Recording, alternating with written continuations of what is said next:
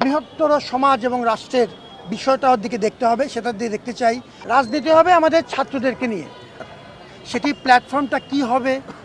আমি ছাত্রদের সাথে নিয়মিত কথা বলতে চাই যে আমার তরফ থেকে চেষ্টা কোনো ত্রুটি থাকবে না।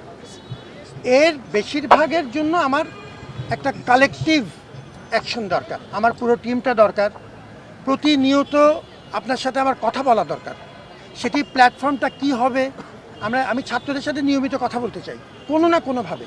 এটা যদি খুব গোছানো না হয় না হোক, আনুষ্ঠানিক না হয় না হোক, একটু আসলাম, একটু কথা বললাম, প্রত্যেক দিন 10 মিনিট 5 মিনিট কথা বললাম, কিছু কংক্রিট পরামর্শ যেগুলো আসছে, যেগুলো আমি চট করে করতে পারি চট করে করব, এই পরামর্শগুলো আমার দরকার।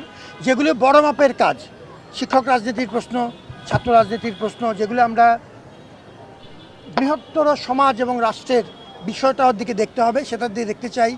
আমাদের ছাত্র সংসদ চালু করার যে ব্যাপারটা, আমি প্রথমেই এই কথাটা বলেছি যে কোনো না কোনো একটা প্ল্যাটফর্ম আমাদের খুবই দরকার।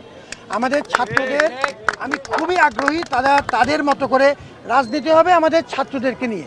আমার পড়াশোনার পরিবেশ, আমার কাগজ কলমের প্রয়োজন, এটা নিয়ে আমার রাজনীতি। আমি বৃহত্তর পরিসরে কে কি করলো, কার স্বার্থ রক্ষিত হলো, এটা নিয়ে তো আমার রাজনীতি হতে পারে না।